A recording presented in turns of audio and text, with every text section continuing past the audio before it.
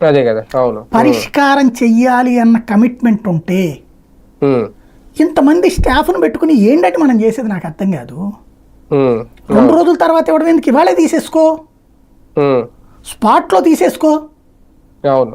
నేను చెప్తున్నా, ఒక మనిషి నిన్ను దేవుడిగా కొలవాలంటే లేదా నువ్వంటే ప్రేమ పెంచుకోవాలంటే వాడి కష్టంలో నువ్వు తోడు ఉండాలి. కానీ నువ్వు దోచుకునే వాళ్ళకి తోడు ఉంటున్నారు మీరంతా. చెయ్యాల్సిన పని ఏంటి? ఓ లారీ పట్టుకెళ్ళు, రైతు దగ్గర నుంచి నువ్వు తీసేసుకో. బ్రోకర్ ఎందుకు? లేదా నీకు అంత ఇది ఉందా? ఆ బ్రోకర్లని నువ్వే పెట్టుకో. వాడికి 10 రూపాయలు నువ్వే కమిషన్ ఇయ్యి. శుభ్రంగా ఆ రేటు ఒరిజినల్ డబ్బులు రైతుకి. ప్రతిసారి రైతు మోసపోతానే ఉంటాడండి. ఇలాంటి వార్తలు రాసి రాసి రాసి రాసి పరిష్కారాలు చెప్పి చెప్పి చెప్పి చెప్పి నాకు నా మీద నాకే అసహ్యం వేసింది.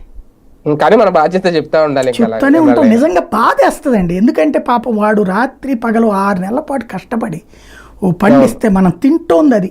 ఆ రైతుకి ముద్ద పెట్టలేకపోతున్నాం, ఆ రైతు ముద్ద లాక్కుంటున్నాం. మధ్యలో ఇంతమంది బ్రోకర్ పైసా కష్టపడకుండా తింటున్నాడే బ్రోకర్ గాడు. మరి ఆ బ్రోకర్లు బ్రతికేస్తుంటే దాన్ని చూస్తా కూర్చుని కఠినంగా వ్యవహరిస్తాం, సీరియస్గా స్పందిస్తాం. స్టేట్మెంట్లు